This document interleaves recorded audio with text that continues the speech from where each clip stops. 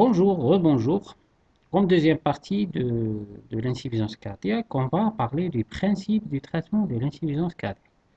Normalement, ça sera facile de parler du traitement de l'insuffisance cardiaque si on comprend bien la physiopathologie, si on a bien compris la physiopathologie et les mécanismes compensateurs, que ce soit les mécanismes neuro-hormonaux et les mécanismes, bien sûr, les mécanismes mécaniques tels que la loi de Frank-Starling et la loi de Laplace. D'accord. Donc voilà, quels sont les principes, c'est-à-dire le, le principe majeur ou bien l'objectif du traitement de l'insuffisance cardiaque de manière générale. Le but, notre premier objectif, c'est quoi? C'est d'améliorer le confort fonctionnel. Il faut apporter du confort aux patients. Avant de parler du pronostic, avant de parler de la mortalité, pardon, il faut améliorer le confort. Il faut, bien sûr, c'est un inconfort, l'insuffisance cardiaque, c'est une dyspnée, c'est une gêne, c'est des signes congestifs, c'est des œdèmes, c'est une acide. Donc, il faut apporter du confort à notre patient. Ça, c'est le premier. Le deuxième objectif, en améliorant les symptômes, d'accord, et en diminuant les hospitalisations. Plus, parce que plus le patient fait des décompensations et plus le patient il est hospitalisé, il fait des hospitalisations qui sont rapprochées, qui sont récurrentes, plus le pronostic est mauvais. Donc notre objectif c'est quoi? C'est de diminuer les symptômes et améliorer la capacité fonctionnelle et deuxièmement, c'est diminuer les hospitalisations. D'accord? Comme troisième objectif, bien sûr, il faut stopper, ou bien au moins il faut ralentir l'évolution de la cardiopathie causale. D'accord? En dehors des symptômes, on a une cause de cette insuffisance cardiaque, qu'elle soit gauche ou droite, donc on va essayer de ralentir l'évolution. D'accord? Et comme objectif, bien sûr, comme troisième objectif, on doit prolonger la survie des patients. D'accord? On parle de ça parce que des études ont été faites, ils ont trouvé qu'il y a certaines molécules qui a un traitement, que ce soit pharmacologique ou bien non pharmacologique, ils ont prouvé leur efficacité en matière de survie, en matière de pronostic, en matière de mortalité. D'accord?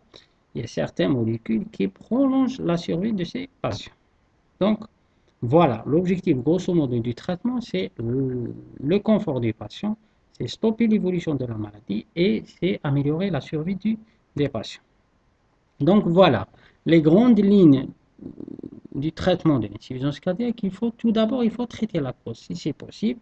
Bien sûr, il y a des causes qui sont réversibles et il y a des causes qui ne sont pas réversibles. Si notre cause elle est réversible, donc on doit la traiter. D'accord? Deuxième ligne, c'est les règles hygiéno-diététiques. Bien sûr, avant le traitement pharmacologique, on a des mesures hygiéno-diététiques qu'il faut respecter, bien sûr, pour éviter la progression vers l'insuffisance cardiaque terminale et grave. Il faut bien éduquer des patients, d'accord? Et par la suite, on parle des traitements médicamenteux.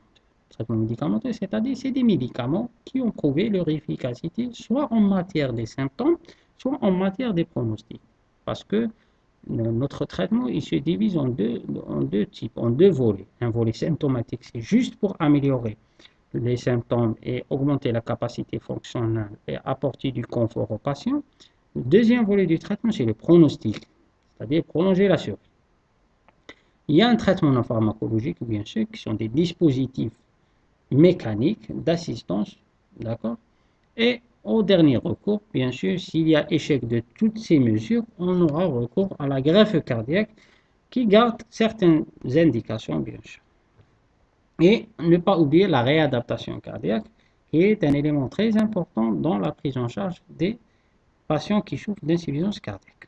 Donc, mieux prévenir que guérir, bien sûr. Il faut anticiper l'évolution vers l'insuffisance cardiaque. Parce que généralement, toutes les cardiopathie, si on ne les traite pas, ils vont évoluer vers l'insuffisance cardiaque. D'accord? Donc nous, en tant que médecins, on doit anticiper l'évolution vers cette insuffisance cardiaque parce qu'on appelle la prévention primaire, c'est-à-dire avant que ça soit trop tard. Avant que notre patient il passe en insuffisance cardiaque, on doit anticiper. Par quoi? Par la prévention. Par exemple, Si on veut prévenir une cardiopathie ischémique, donc on va lutter, on va prévenir l'athérosclérose, d'accord? Par la correction des facteurs de risque tels que le tabac, le diabète, le poids, etc., par une activité physique. Donc, on doit prévenir, par exemple, la cardiopathie ischémique par la prévention de l'athérosclérose. Pour les valvulopathies, on doit prévenir le rhumatisme articulaire aigu. D'accord? Pour prévenir les valvulopathies qui sont responsables d'une insuffisance cardiaque. Et bien sûr, on doit prévenir l'endocardite infectieuse aussi pour éviter les cardiopathies ou bien les valvulopathies régurgitantes qui peuvent entraîner une insuffisance cardiaque. Ça, c'est ce qu'on appelle la prévention primaire, c'est-à-dire avant que ça soit trop tard. Par contre, la prévention secondaire, une fois le malade est touché, d'accord?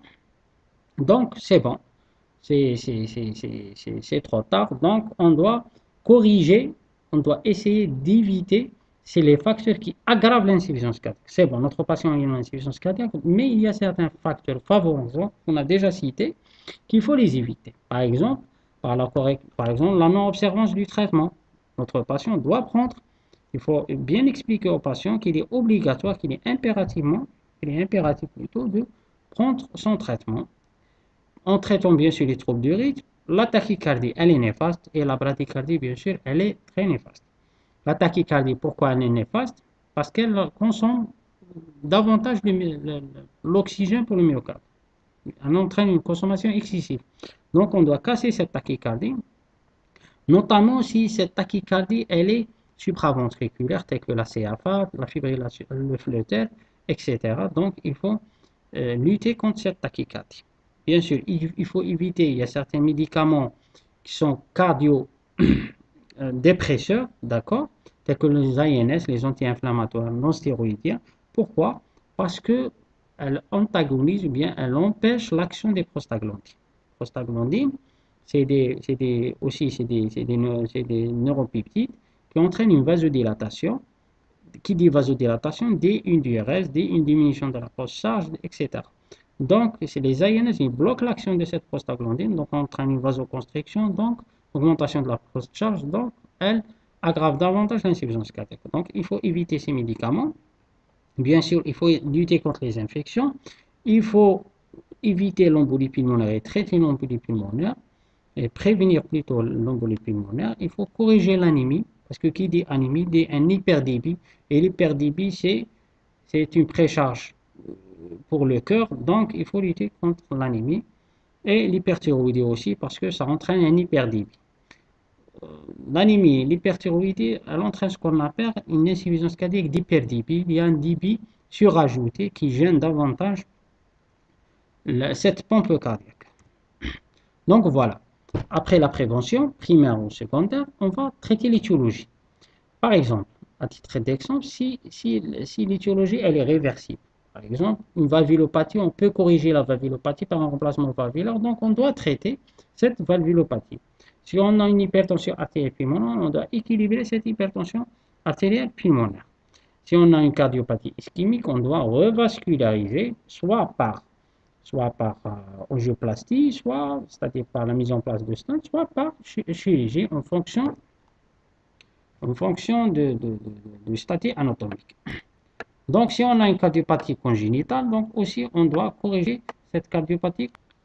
Donc voilà, le traitement étiologique, c'est une étape importante dans la prise en charge de l'insuffisance cardiaque de manière générale. Il faut traiter l'étiologie. Des fois, l'étiologie, elle n'est pas, on n'a pas, c'est-à-dire un traitement spécifique pour l'étiologie, donc on n'a pas. Mais tant qu'on peut traiter, on est obligé de traiter cette étiologie, bien sûr, pour stopper l'évolution vers l'insuffisance, pour la progression de cette insuffisance cardiaque, pardon.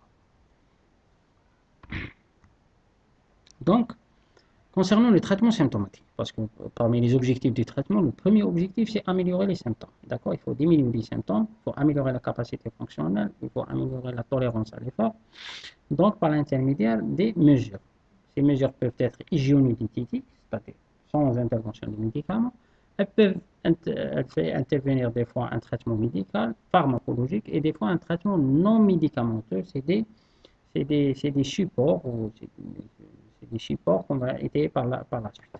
Donc, pour les mesures hygiéno-diététiques, on sait tous que l'insuffisance cardiaque, il doit prendre moins de sel, faut prendre moins d'eau, surtout lors des phases de décompensation cardiaque. Il faut contrôler, bien sûr, son poids. Il doit être bien éduqué. Toute prise du poids est une décompensation jusqu'à preuve de contraire. Toute prise de poids est une rétention, ça veut dire que c'est une rétention hydrosodée. Donc, c'est un signe alarmant qui doit amener le patient à consulter ou bien au moins de prendre un régime strict en diminuant l'apport de sel, du sodium et d'eau. D'accord? Il faut faire, et bien sûr, il faut arrêter le tabac, il faut arrêter de l'alcool, il faut faire une activité physique qui est régulière, bien sûr, en dehors des poussées. Bien sûr, il faut éviter les infections en se vaccinant. Vous savez tous que les sujets fragiles, les sujets âgés, la femme enceinte et les insuffisances cardiaques doivent bénéficier d'une vaccination pour éviter l'infection parce que c'est cette infection qui décompense la cardiopathie. Bien sûr, il faut équilibrer son diabète, son hypertension artérielle et bien sûr un apport hydrique qui doit être modéré, surtout lors des décompensations, qui ne doit pas dépasser les 6 verres d'eau. Donc voilà.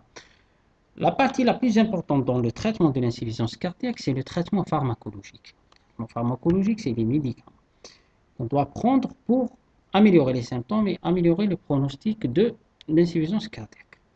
Donc, on a deux volets. On a des médicaments qui agissent pour les symptômes et on a des médicaments qui interviennent pour le pronostic. La base de ce traitement, c'est de casser le système compensateur, les deux systèmes compensateurs qui deviennent néfastes malheureusement, qui sont le système nerveux sympathique et le système rénine-angiotensine-aldostérone. D'accord? En commençant par le premier système, qui est le système nerveux sympathique, qui fait intervenir bien sûr l'adrénaline et la noradrénaline qui agissent au niveau des récepteurs alpha et bêta. Bêta, c'est au niveau du cœur et alpha au niveau des vaisseaux. Donc, comment bloquer cette activité sympathique? C'est par l'intermédiaire des médicaments qu'on appelle les bêta-bloquants. Donc, bêta-bloquants bloquent l'action du système nerveux sympathique au niveau du cœur et au niveau périphérique, notamment au niveau des artères et des veines. D'accord? Le deuxième système, le système rénine-angiotensine-aldostérone. Donc, on doit casser ce système, la production de l'angiotensine 2 et la production de l'aldostérone et la libération d'abord de l'arénine. Donc, grosso modo, c'est le principe de ce traitement pharmacologique. Donc, et bien sûr, on doit lutter contre la rétention hydrosodée. La rétention hydrosodée, c'est-à-dire la rétention d'eau et de sodium. Donc, en utilisant quoi? En utilisant les diurétiques. Les diurétiques, c'est des médicaments qui agissent généralement au niveau des reins, qui favorisent l'excrétion d'eau et de sodium. Donc, ça diminue la volémie et une diminution des signes congestifs. Généralement, les diurétiques ont comme objectif, c'est la baisse des signes congestifs et la baisse des symptômes. Elles n'ont aucun effet sur le pronostic et sur la mortalité. D'accord? Donc, le chef de file, c'est les diurétiques. Qui dit insuffisance cardiaque dit diurétique. Les diurétiques, on a plusieurs classes. Vous avez fait la conférence des diurétiques. On a plusieurs classes en fonction du site d'action de ces diurétiques. On a des diurétiques qui agissent au niveau de la branche ascendante de l'once de Henle. On a qui sont le furosémide ou bien le lazélix. On a des diurétiques qui agissent au niveau du tube distal, tube contourné distal. Et on a des diurétiques qui agissent au niveau du tube collecteur. Donc, on a soit les diurétiques de l'anse, on a les diurétiques thiazidiques et on a les anti-aldostérones. D'accord? Ce sont, en fonction de leur site d'action, donc, elles sont divisées en plusieurs classes. D'accord? En cas d'insuffisance rénale, on a un seul diurétique qui est autorisé, notamment c'est le diurétique de l'anse qui est le furosémide ou bien le lazélix. Bien évidemment, il faut éviter en cas d'insuffisance rénale les thiazidiques et les anti-aldostérones. D'accord? Mais il faut retenir que les diurétiques, leur but c'est améliorer les symptômes, c'est de lutter contre les signes congestifs, bien sûr, et ils ont un effet beaucoup plus symptomatique. Ils n'ont aucun effet sur le pronostic.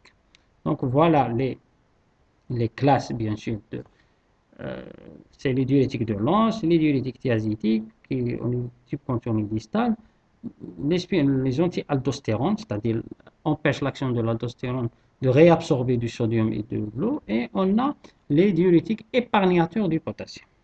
D'accord? Concernant le système rénine-angiotensine-aldostérone, donc pour casser ce système, on doit soit éliminer la libération de la rénine, soit empêcher la libération de cette angiotensine ou bien empêcher la fixation de cette angiotensine au niveau de ces récepteurs qu'on appelle les récepteurs AT1. Sinon, on bloque l'action de cette aldostérone. Donc, on a le choix, on a plusieurs sites d'action. Première classe, c'est les IEC, les inhibiteurs de l'enzyme de conversion, qui convertit l'angiotensine 1 en angiotensine 2.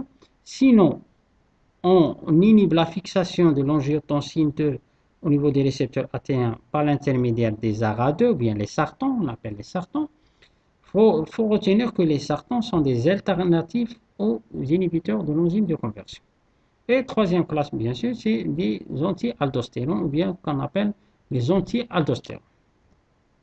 Donc voilà, soit on bloque l'action de la libération de la rénine, soit on bloque l'action de l'enzyme de conversion de l'angiotensine, soit on inhibe la fixation, on empêche la fixation de cette angiotensine au niveau des récepteurs. D'accord? Donc voilà, concernant l'enzyme de conversion, les UEC, généralement c'est la pierre angulaire du traitement de l'insuffisance cardiaque. On commence toujours par un médicament pour un effet symptomatique qui sont les diurétiques, s'il y a des signes de congestion, des signes de surcharge, mais les UEC c'est la pierre angulaire. Il faut casser le cercle vicieux, il faut casser ce système qui est délétère par l'intermédiaire des UEC. Pourquoi les UEC? Donc, si on inhibe l'angiotensine 2, donc pas de vasoconstriction, donc on aura une vasodilatation qui est mixte, c'est-à-dire qui est artérielle et veineuse. On n'aura pas de production de l'aldostérone. Il faut savoir que l'aldostérone, il a deux effets plutôt qui sont néfastes. Premier effet, c'est l'effet direct sur le myocarde. Il va entraîner un remodelage au niveau du myocarde. C'est un effet qui est néfaste. Deuxième effet, il va entraîner la rétention hydrosodique. Donc, en bloquant l'aldostérone, on va éviter ces deux effets néfastes. D'accord? Pour les effets, bien sûr, toute vasodilatation excessive va entraîner une hypotension artérielle. Si ces IEC agissent au niveau des reins, donc ça va entraîner une insuffisance rénale et ça va entraîner aussi une hypercalémie, bien sûr, parce que agit au niveau du rein. Il faut garder en tête que les UEC, les sartans, les anti-aldostérones, elles ont presque les mêmes effets indésirables, même modalité de surveillance, c'est-à-dire on surveille toujours par la fonction rénale et un ionogramme. Et elles ont pratiquement les mêmes contre-indications. Il faut garder en tête ça. D'accord? Généralement, on commence toujours par un IEC pour bloquer ce système. Si le malade ne tolère pas, généralement, l'intolérance, elle se traduit par une toux. Donc, on peut remplacer l'IEC par les sartans ou bien les ARA2. D'accord? Donc, on commence toujours dans l'insuffisance cardiaque. C'est des gens qui sont fragiles, ils ont des tensions limites, ils ont un rein qui est fragile. Donc, on commence toujours par ce qu'on appelle la titration. Il faut commencer par de petites doses et on surveille chaque semaine surveille cliniquement d'abord et par un bilan biologique, notamment la fonction rénale et la calémie. D'accord? Donc, les IEC, les ARA2, les anti-aldostérones agissent au niveau des reins. Donc, il faut surveiller le rein, parce que c'est des sujets qui ont un rein fragile. Donc, il faut surveiller par une calémie et par un ionogramme, c'est-à-dire calémie natrémie, et par une fonction rénale qui est l'urée créate. À titre d'exemple, on peut citer plusieurs classes d'IEC. On a le captopril, on a le enalapril, on a le ramipril et le perindopril. Mais il faut garder en tête qu'on doit suivre une titration, c'est-à-dire commencer toujours par des petites doses et augmenter par palier jusqu'à l'obtention d'une dose qui est maximale tolérée. Donc voilà. Deuxième classe comme alternative, c'est-à-dire si le patient il ne tolère pas les IEC, généralement l'intolérance se traduit par une toux, donc on remplace l'IEC par les ARA2, c'est pratiquement la même chose, elles ont les mêmes contre-indications, les mêmes effets secondaires et la même indication générale, mais il faut toujours surveiller parce que c'est des vasodilatateurs artériels et veineux, donc ça entraîne une hypotension, donc il faut surveiller la pression artérielle. D'accord? Troisième classe des médicaments qui agissent au niveau du système angiotensin-aldostérone, c'est les bloqueurs de l'aldostérone. On a deux types de bloqueurs d'aldostérone. On a la spironolactone, c'est un anti-aldostérone, et on a l'éplérenone. La différence entre ces deux molécules, c'est que l'éplérenone, il bloque sélectivement l'aldactone, parce qu'il agit au niveau de la surrénale, milieu surrénal. Par contre, l'aldactone, il bloque en même temps, la spironolactone bloque en même temps l'aldactone et elle bloque la testostérone. C'est pour ça, parmi les effets secondaires de la spironolactone, c'est l'apparition de la gynécomastie, parce que ça bloque la voie de la testostérone. Donc, si le patient présente comme effet secondaire une gynécomastie, donc on doit remplacer spironolactone par éplérenone. D'accord? En bloquant l'aldostérone, d'accord? Donc, il n'y aura pas de rétention. Donc, on a un effet qui est diurétique. Mais aussi, diurétique, donc ça agit sur les symptômes, mais il faut garder en tête, j'ai oublié de dire, que les IUC, les ARA2, les anti-aldostérone, ils ont un effet sur la mortalité. Ils ont un effet sur la survie et prolongent la survie. D'accord? Ça a été démontré dans plusieurs études que ces trois molécules, ils ont un effet sur la mortalité, en plus d'un effet sur les symptômes. D'accord? Donc voilà, ça c'est pour le système rénine-angiotensin-aldostérone. On doit bloquer aussi le système nerveux sympathique, donc par l'intermédiaire des bêta-bloquants. Bêta-bloquants, donc, pourquoi bêta-bloquants? C'est-à-dire on bloque les récepteurs de l'adrénaline, noradrénaline au niveau des cœurs et au niveau aussi des récepteurs alpha-bloquants, d'accord? Des vaisseaux, donc pas d'action sympathique au niveau du cœur et des vaisseaux. Initialement, les bêta-bloquants, on avait cru que les bêta-bloquants, ils ont un effet néfaste, mais avec le temps, les études ont démontré l'effet bénéfique. Pourquoi les bêta-bloquants sont bénéfiques? Parce qu'en diminuant la fréquence, on va diminuer la consommation en oxygène du myocarde. Donc, dans l'insuffisance cardiaque, on a besoin d'oxygène. Donc, si on diminue la consommation en oxygène de ce myocarde, donc, on va améliorer les performances myocardiques. Ça, c'est le premier effet. Deuxième effet, si on bloque l'action des neuromédiateurs, si on empêche la vasoconstriction au niveau périphérique, ça va entraîner une vasodilatation, donc une diminution de la poste de charge. Donc voilà. On a pris le même principe comme les IEC, les ARA2, et on doit toujours commencer par une titration par de petites doses jusqu'à l'obtention d'une dose qui est efficace, tolérée. Il y a des bêta-bloquants qui sont spécifiques à l'insuffisance cardiaque. On a 4 classes. On a le dilacarquine, le carvedilol, on a le bisoprolol, et ça, il faut les apprendre. Carvedilol, bisoprolol, nibivolol et le métoprolol. D'accord? Ce sont des classes, 4 classes bêta-bloquants qui sont spécifiques. On a plusieurs classes de bêta-bloquants, mais ces 4 classes sont spécifiques à l'insuffisance cardiaque. Même chose, comme les IEC, comme les bloqueurs du système rénine-angiotensin-aldostérone, ils ont prouvé un effet sur les symptômes, donc la capacité fonctionnelle, et ils ont démontré aussi un effet, un rôle important dans la baisse de la mortalité et dans la survie, en augmentant la survie. Il faut connaître bien sûr les contre-indications des bêta-bloquants, notamment on n'introduit jamais les bêta-bloquants lors de la phase aiguë, d'accord? On attend que le patient se stabilise et on commence une titration progressive jusqu'à une dose cible qui est tolérée.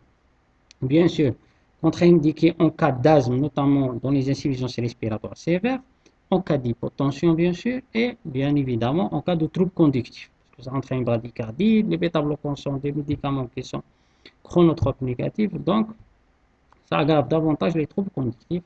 Ça, il faut éliminer toujours les contre-indications avant d'instaurer ce traitement. Donc voilà. Quatrième, bon, concernant grosso modo, dans l'insuffisance cardiaque, on a les diurétiques, on a les bloqueurs du système rénine-angiotensin-aldostérone et on a les bloqueurs du système sympathique, notamment les bêta-bloquants. On peut rajouter d'autres médicaments en fonction de la tolérance des médicaments. On peut ajouter des digitaliques. Auparavant, on traitait l'insuffisance cardiaque par les digitalodiurétiques, c'est-à-dire un traitement diurétique par et un traitement digitalique. Pourquoi les digitaliques? Les digitaliques, ils ont double effet. Elles ont un effet chronotrope qui est négatif, c'est-à-dire ça diminue la fréquence, et en diminuant la fréquence, on diminue la consommation en oxygène du myocarde, et ils ont un effet batmotrope, c'est-à-dire ça augmente la contractilité. Bien sûr, c'est des inotropes positifs. Les digitaliques, ils ont un effet inotrope positif par quel mécanisme? Vous savez tous que les digitaliques bloquent la pompe sodium-potassium ATPase, donc il y aura une accumulation du sodium, et par échange entre sodium et potassium, il y aura une non-rééducation, donc une contraction. C'est pour ça qu'on a cet effet batmotrope, d'accord? Plutôt un effet inotrope positif. Donc voilà, si le malade ne répond pas au traitement précédent, on peut instaurer un traitement par digitalique pour diminuer la fréquence et augmenter la contractilité. D'accord? Les digitaliques, c'est la digoxine. Généralement, l'indication dans la CFA, pour ralentir la fréquence par l'effet chronotrope négatif, et l'insuffisance cardiaque. Il faut respecter les contre-indications qui sont toujours les trop conductives parce qu'elle a un effet chronotrope négatif. Il faut éviter les dyscalimies parce que ça bloque la pompe sodium-potassium ATPase. Il faut l'insuffisance rénale, il faut éliminer l'insuffisance rénale, éviter l'insuffisance rénale plutôt parce qu'elle se filtre au niveau du rein. Il y a un risque d'intoxication digitalique. Et il faut éviter les obstacles, notamment en cas de rétrécissement aortique, cardiomyopathie obstructive. Et on ne doit pas l'instaurer en cas de préexcitation parce que ça bloque la voie de conduction normale et ça favorise le passage par la voie accessoire dans le syndrome de Wolff-Parkinson-White. D'accord? Elle a des effets secondaires tels que généralement on ne tolère pas la complication majeure de traitement digitalique, c'est l'intoxication digitalique. Pourquoi l'intoxication digitalique? Parce que la fourchette thérapeutique ou bien la dose thérapeutique, elle est proche de la dose toxique. C'est pratiquement, elle se rapproche. C'est-à-dire, s'il y a une petite insuffisance rénale ou bien, donc on va entrer dans l'intoxication digitalique qui se traduit par des nausées, des vomissements, des confusions, etc. Il faut arrêter le traitement. C'est pour ça qu'il faut laisser la digoxine en dernier lieu parce que ça nécessite généralement une surveillance qui est rigoureuse. En cas d'insuffisance cardiaque aiguë, bien sûr, ça, pour le traitement pharmacologique, on a parlé de l'insuffisance cardiaque chronique.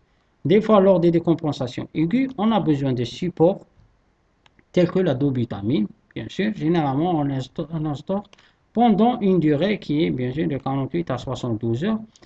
Mais c'est pour augmenter le débit cardiaque momentanément, c'est pour passer le cap, généralement. D'accord?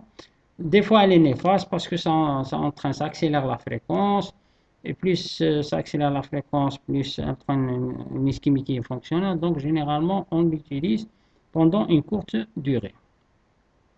On peut rajouter d'autres médicaments dans l'insuffisance cardiaque en fonction de l'étiologie. Par exemple, on peut instaurer des dérivés nitrés. Si le malade présente une cardiopathie ischémique, on instaure des dérivés nitrés dans le but d'entraîner une vasodilatation de ses artères coronaires, bien sûr, et de diminuer, bien sûr, la précharge et la post-charge, parce que c'est un vasodilatateur artériel et veineux, et bien sûr, un vasodilatateur au niveau des artères coronaires. Ça, c'est un traitement adjuvant en fonction du contexte et en fonction de l'étiologie. Par exemple, aussi dans les inhibiteurs classiques, ils ont un effet aussi sur les artères coronaires, et on peut les rajouter, bien sûr, en cas d'insuffisance cardiaque pour traiter l'hypertension artérielle associée à l'insuffisance coronaire. En fonction, bien sûr, du terrain, si la cause, elle est ischémique, donc on est obligé d'instaurer un traitement anti-agrégant plaquettaire, tel que l'aspigique, les anti-GP2B, les anti-P2Y12, d'accord, tel que le clopidogrel. Si, par exemple, le patient nécessite une anticoagulation orale, par exemple dans la fibrillation auriculaire ou bien dans l'embolie pulmonaire, donc on est obligé d'instaurer un traitement anticoagulant. S'il a un thrombus en intraveiné, aussi on est obligé d'instaurer un traitement anticoagulant. Il faut bien sûr, toujours lutter contre les arythmies parce que c'est un facteur délétère, c'est un facteur favorisant des décompensations. Donc, on est obligé d'instaurer un traitement anti-arythmique tel que l'accord d'Aaron, bien sûr, pour maintenir un rythme sinusal qui est stable.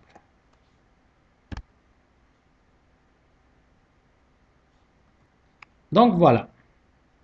Principe de traitement. Lors de la phase aiguë, généralement, on utilise la voie intraveineuse. Généralement, les diurétiques en intraveineuse. Lors de la phase aiguë, on peut utiliser un support par les inotropes, comme le dobutamine, la dopamine, etc. On utilise les vasodilatateurs pour diminuer la charge et on peut aller jusqu'à l'assistance mécanique. D'accord? Si on sort de cette décompensation, de cet épisode aigu, lors de la phase chronique, on passe à la voie orale par toujours les diurétiques. Les diurétiques, généralement, en fonction des symptômes. Si le patient est très symptomatique, il présente des signes congestifs, on instaure un traitement par diurétique. Et bien sûr, la pierre angulaire, ce sont les UEC, les bêta-bloqueurs, etc. Ça, on va pas. Ça, c'est pour le traitement pharmacologique. Quatrièmement, le traitement non pharmacologique. Ça veut dire quoi? Un traitement non pharmacologique, ce n'est pas des médicaments, c'est un dispositif qu'on met en place au niveau du cœur qui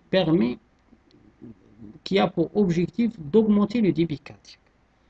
On va parler de la resynchronisation biventriculaire et du défibrillateur implantaire. On va dire quelques mots concernant la resynchronisation. Ça veut dire quoi, resynchronisation?